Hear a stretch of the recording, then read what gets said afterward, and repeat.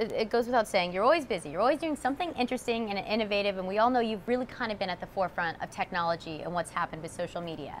But today you're here and you've got not one book, but two books out at the same time. And the theme is technology and kind of society, right? It is. Now, we live in a society where we're supposed to be plugged in, connected all the time, 24/7. You get an email at midnight, you're supposed to answer it by, 12:01. And I think we're entering a point where we're starting to see a bit of a backlash against that. We're starting to see the pendulum swing back towards people wanting moments of unplugging, disconnecting, rekindling their actual real life relationships as opposed to just virtual relationships. It's pretty eye-opening coming from someone like you to say we need to take a step back. It's funny because when I was in the thick of things, all you're thinking about is what are we disrupting right now? What are we innovating? How are we changing things?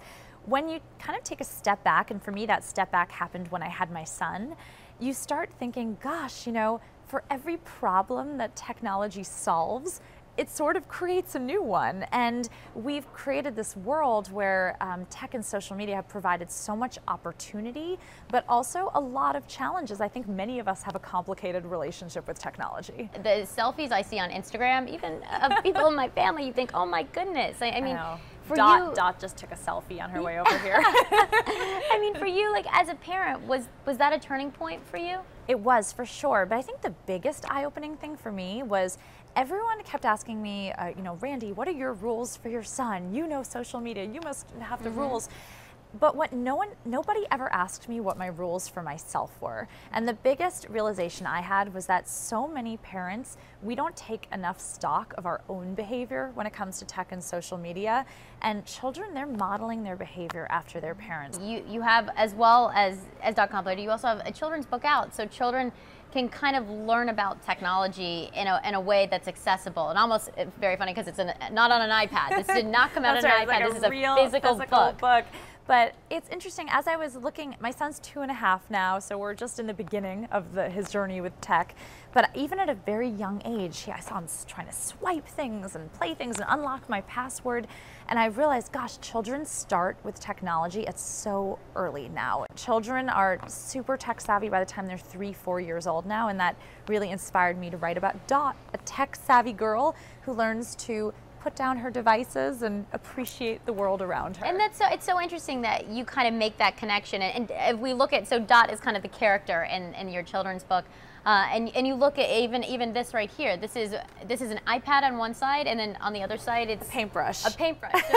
So let me ask you this: the folks at Facebook, do you think they're kind of adhering to these rules? Do they take, these are the most connected people in the world. Facebook wants to connect the world. This is their whole thing.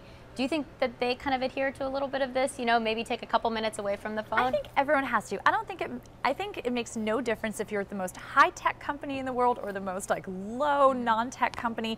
I think everyone who has a mobile phone, who has a smartphone, benefits from putting it down sometimes and just taking a breath and living your life and experiencing a moment, not through a tiny screen, but through your eyes and your heart and your mind. Let's role play really quick. I'm a young kid. Mom, am I allowed to take a selfie and post it to Instagram? That's fine, right? I think that's fine. I wrote a piece kind of slamming the selfie a few months ago, and someone actually called me out and they were like, you know what?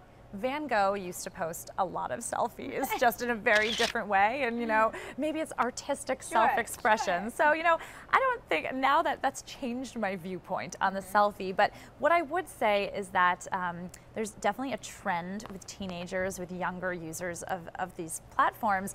They're feeling like if they don't document every moment, it's a wasted moment of their lives. And I would just encourage them, life vlogging, it's fun, I get it, but you don't have to live every single moment through a tiny screen.